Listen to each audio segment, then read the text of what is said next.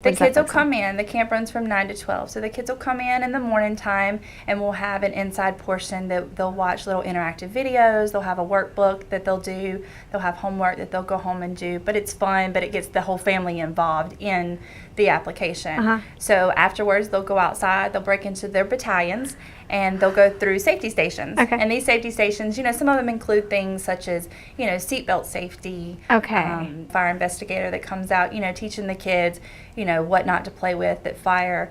You may see it as a small thing that I can blow it out, but the bigger picture is, it can get out of hand.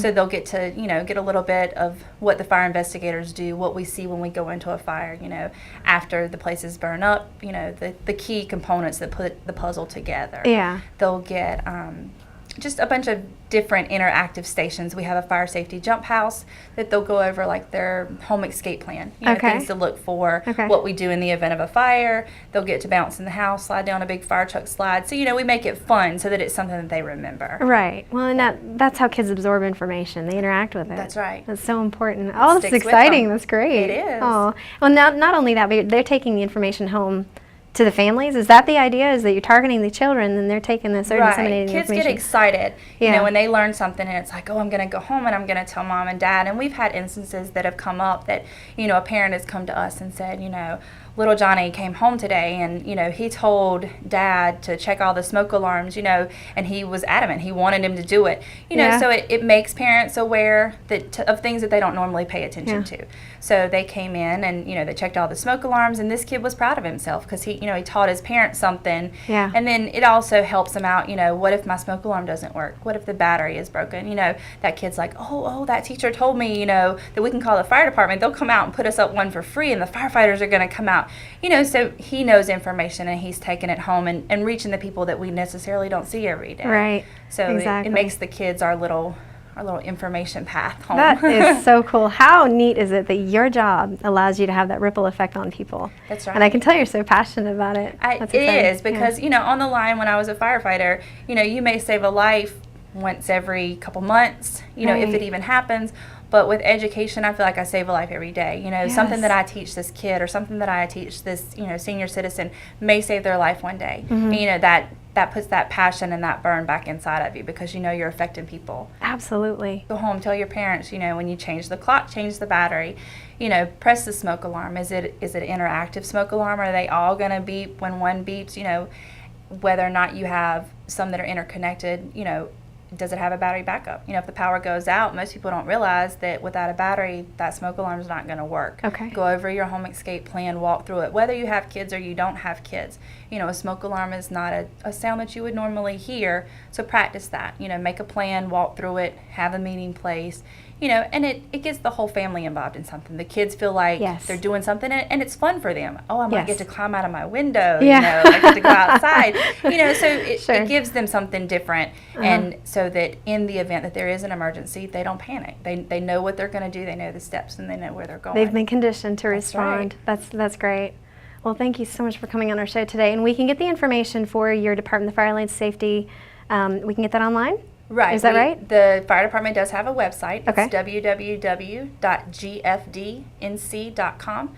And on there, we have a public education request form where people can go and request different programs that we teach in education or station tours, things like that.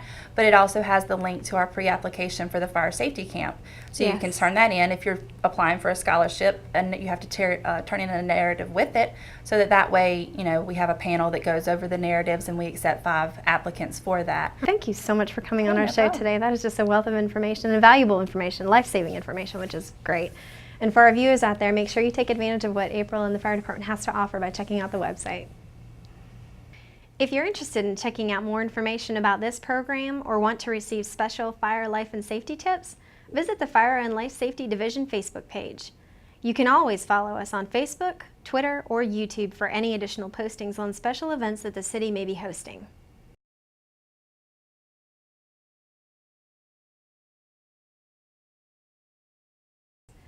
Warm weather has most residents throughout the city cutting grass as part of their weekly routine, but you do come across those overgrown lots. Now the city, when necessary, can step in and make sure that the overgrown lot does not continue to be an eyesore for the community. Terry Buchanan has more. What we're basically answering this time of year are the overgrown lots, and those are lots that have grass, which is a minimum of 12 inches or more. And the lot behind me is a very good example of that. And this is indeed an abandoned property. It is in foreclosure, but the bank has not taken over yet, and we're seeing a lot of these around. Once our department receives a complaint, the inspector will go out and verify that the complaint is valid. And if those violations are valid, the inspector posts a notice on the property. We usually attach that to the house itself, unless it's a vacant lot, which we put it on a stake. Once we go out again and verify it and it's posted, we notify the owner that's listed on records with the tax department by certified mail. And after the 10 days is up, that we've allowed the owner to come and correct the violations, then the inspector comes back to that property, does another physical inspection.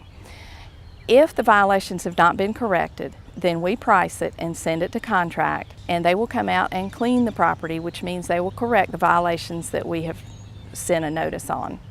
The charges incurred for cleaning a property do go against that property for the owner on record. And the first time a nuisance is abated for that address, the charges equal what the contractor was paid plus a $100 administrative fee. If that same property has to be cleaned within a 12-month period, there's an additional $500 administrative fee, which is attached onto that. So it's a successive increase in charges if a property has to be maintained more times than once. So if you see something like this in your neighborhood or in any neighborhood, you can contact our department one of three ways. You can call our department directly, which is 373-2111. You can call the contact center, which is 373-2489. Or you can go to the City of Greensboro website and you can lodge a complaint, which comes to us through email. And it will go to the inspector for that area, and that inspector will get out there usually within 2 days to start the process. This month, the City Manager and the City Council reviewed the budget for the 2013-2014 fiscal year. For a detailed look at the budget, visit the City's webpage at www.greensboro-nc.gov/recommended budget. Last month, the City kicked off a $1 million economic challenge in order to help seek out a development strategy to accelerate our local economy. Let's take a look at an excerpt of the event.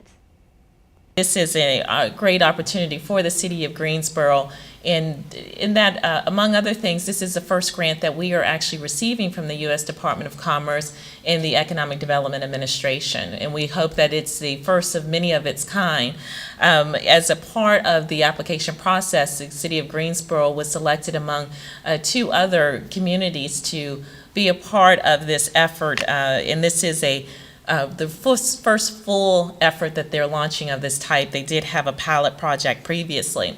And I want to thank the panel who has said yes to being a part of evaluating the grant, the applications that we will receive and the proposals for this item. And I want to recognize all of those members, and most of them have had the opportunity to be with us today and to have an orientation.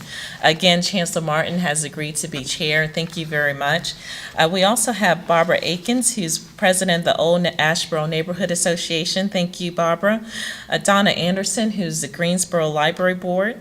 Sherman Otta, who's a local architect in our community. Phil Barnhill, Director of Operations with the East Market Street Development Corporation. Pat Dennehy, CEO and President of Greensboro Partnership. George Durham, Durham Service Center. Mona Edwards, Chief Operating Officer of the Community Foundation of Greater Greensboro.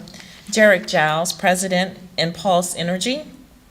Javier Gomez, President of Dynamic Quest. Sharon Graber. Sharon is a local architect as well.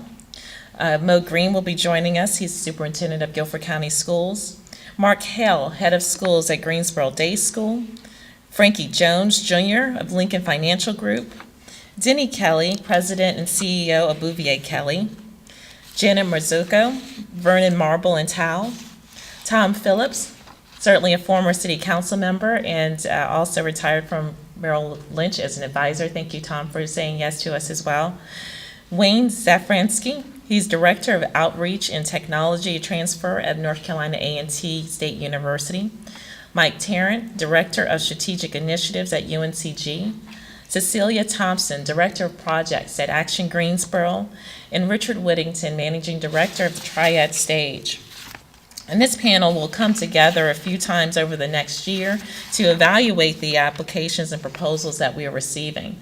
And today we're actually launching the RFP for proposals for this project in particular. There will be 2 phases to this challenge grant. The first phase will allow for the evaluation panel to identify 3 to 6 finalists from the panels of proposals that they receive.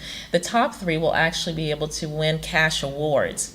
And then the second phase, which will begin in November, and we will select finalists from that group of 6, or 3 to 6 rather, and they will have approximately 6 months to develop further their proposals and ideas. And we're actually looking for very tangible plans and ideas that we can take as a city and move directly to implementation, and those will be due by June of 2014. All of these items will be available on the city's website, which has been set up, and that's at greensboro-nc.gov/SC2. But we also have set up a Greensboro ideas.com, and that's ideas with an S. And this is a social networking site where we want the community and we want people with ideas to post their ideas. Ideally, this will be a place where ideas come together and people meet up and potentially actually put together proposals for this challenge grant and be a part of this opportunity. But we also hope that this is a part of engaging the community and just talking about ideas for Greensboro and ideas that we can leverage on, whether it's a part of this grant challenge or not. So those are really the essential elements of today. Again, please do go to the City of Greensboro's website to learn more about the RFP that will be available today. And we will look forward to hearing all the great ideas that will come forward from here. Street musicians and performers can now apply and pay online for a city privilege license to operate on certain downtown streets from 11 a.m. to 11 p.m. To obtain a license, buskers should visit the city's website at www.greensboro-nc.gov/buskers. Now here's a look at more upcoming events for the month of July.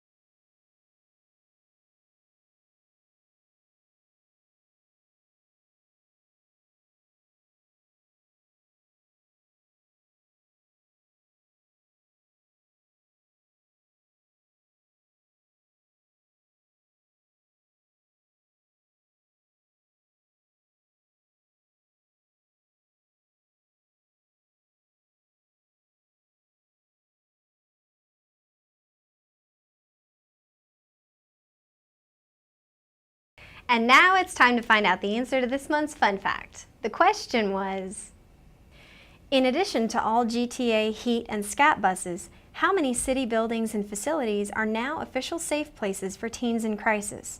A, 18, B, 28, C, 38, or D, 48?